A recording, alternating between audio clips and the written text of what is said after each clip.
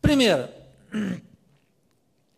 na América Latina, por força dessa Constituição histórica e por força de uma configuração de classe muito particular,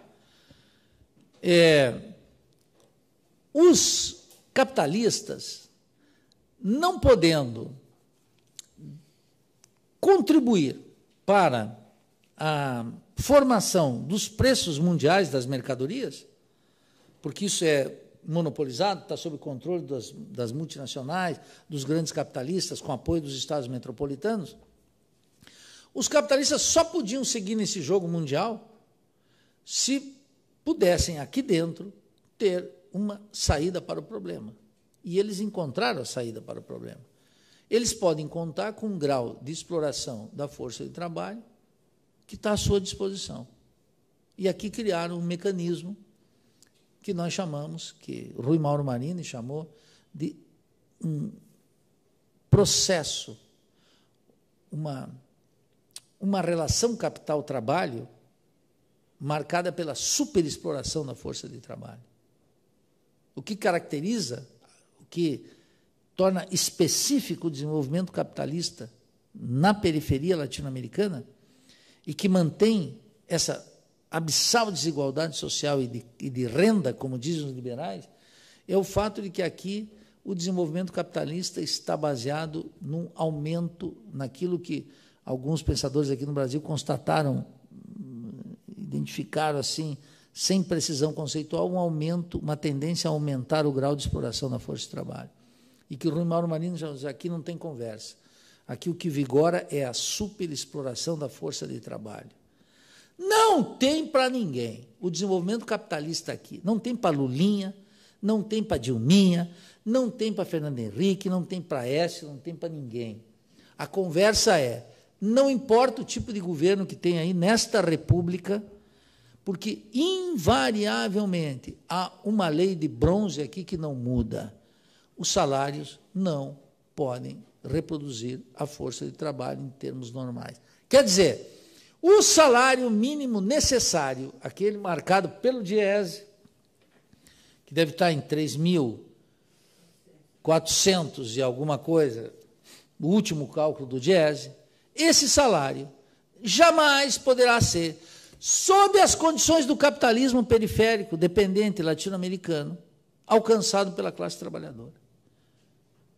Aqui o que vai vigorar é a superexploração. Quer dizer o quê? Que mais de 80% da população economicamente ativa, lembra quando eu falei aqui do plano real, do ajuste fiscal da Dilma na segunda aula, etc., necessariamente ganham menos que 3 salários mínimos, que no cálculo de hoje vai dar R$ 2.400. R$ 2.500. Esses 2.500 não alcançam. Por que isso aparece assim?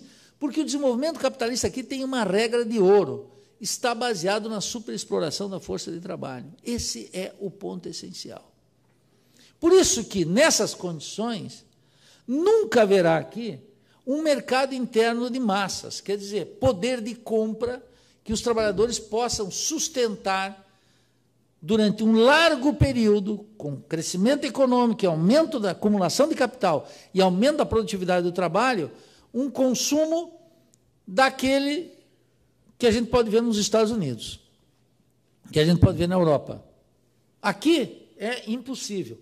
Para a grande massa, é possível para setores da classe média e para a burguesia, que aí consome de maneira abundante. A classe média baixa brasileira e, sobretudo, as classes populares, essas participam do consumo de maneira muito limitada, sempre. Daí que foi, digo claro, uma gigantesca ilusão supor que um governo como o do Lula poderia, sem romper com o sistema, assegurar para as maiorias um padrão de consumo semelhante àquele que nós podemos ver nos Estados Unidos com as devidas distâncias, ou na Europa. Não pode. Pode até existir durante 2 anos, durante 3 anos, mas não pode, não tem como se sustentar. Porque a lei aqui, a lei básica do funcionamento do sistema, é que ele está ordenada por uma superexploração da força de trabalho. Toda a resistência que vocês, sindicatos, encontram, que vocês, advogados, assessoram, a resistência dos capitalistas da negociação, nasce dessa lei fundamental do funcionamento do desenvolvimento capitalista na periferia. É claro, lá nos Estados Unidos não tem moleza numa negociação, mas os trabalhadores têm instrumentos e a economia tem lastro para aceitar negociações em que, em determinado ciclo econômico, o capital tem que ceder para os trabalhadores. Mas aqui na periferia capitalista, o jogo é duro invariavelmente.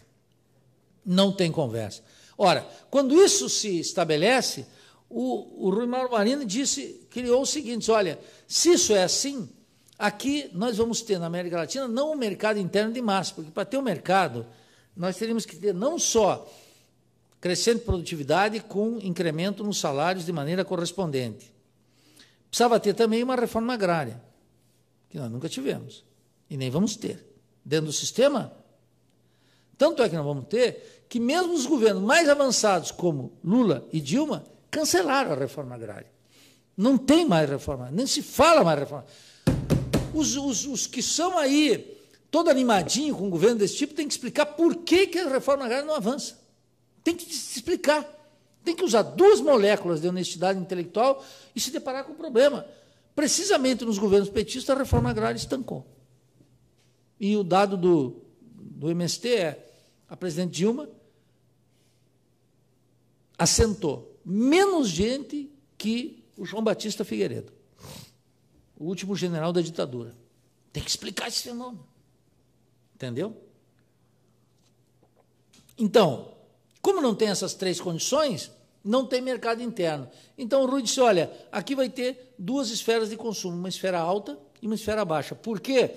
Porque até os liberais sabem, como a concentração de renda é muito grande, 5% da população controla 55% da riqueza. 5% controla 55% da riqueza. Essa gente tem um poder de consumo gigantesco. No outro lado da pirâmide é uma massa consumindo muito pouco. Consumindo tudo. Produtos, bens e serviços, saúde, educação, cultura, etc. Está todo mundo fora. Está todo mundo, quero dizer, porque eu não uso aquela horrorosa expressão católica de inclusão social e os excluídos, isso não tem. Está todo mundo incluído no sistema como proleta. Está todo mundo incluído como um sujeito sem direitos, não está excluído de nada. Tem que acabar com essa conversa mole de que os excluídos, não tem nada excluído. Está todo mundo aqui dentro. Uns no andar de cima e nós no andar de baixo. E os trabalhadores bem no andar de baixo. Então,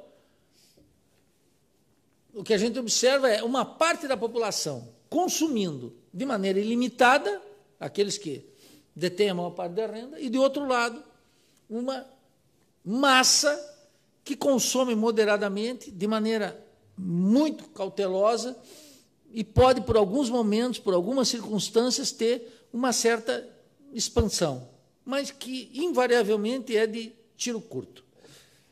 Invariavelmente é de tiro curto. Então, por que eu estou dizendo isso? Porque quando eu falei do ajuste aqui, eu mostrei as razões do ajuste, as razões contábeis, do balanço de pagamentos, etc. Agora eu estou querendo chamar a atenção para vocês para algo mais profundo, algo invisível. Tem leis de funcionamento do sistema capitalista aqui que estabelecem aquilo.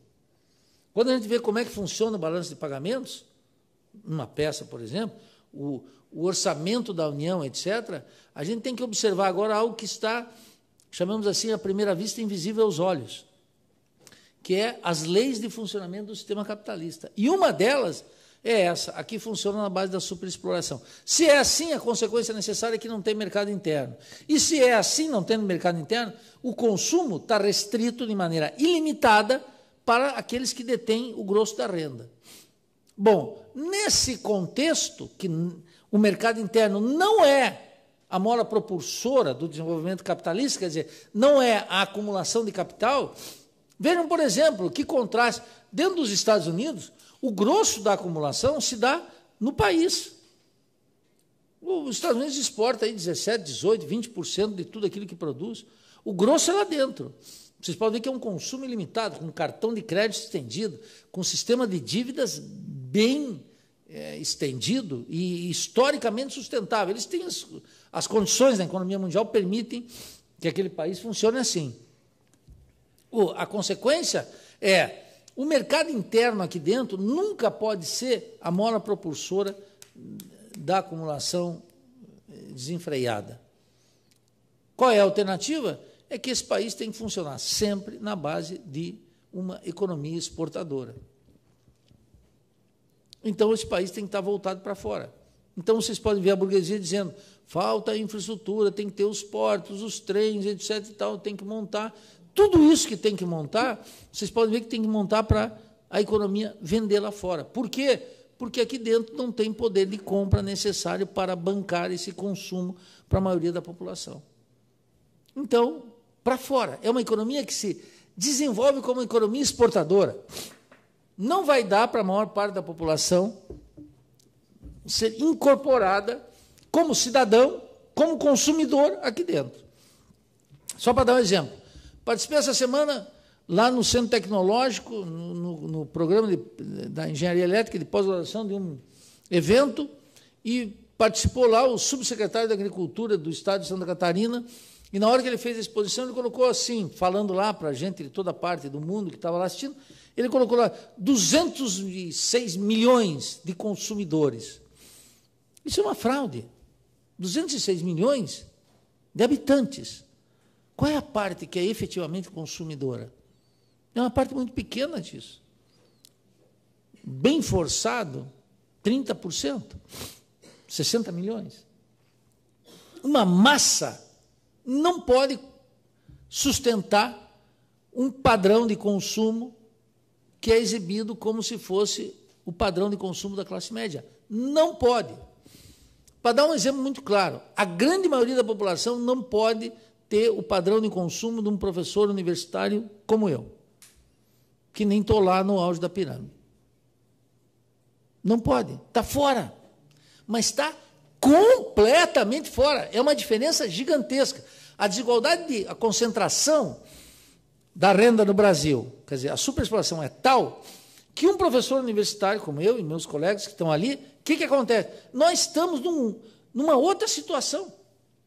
Obviamente que aqui ninguém está no nível do Eike Batista, mas nós estamos numa situação completamente fora da maioria do povo que tem um padrão de vida ultra restrito, tudo contadinho, e que não pode entrar nessa sonho de ser uma classe média from United States. Não tem como.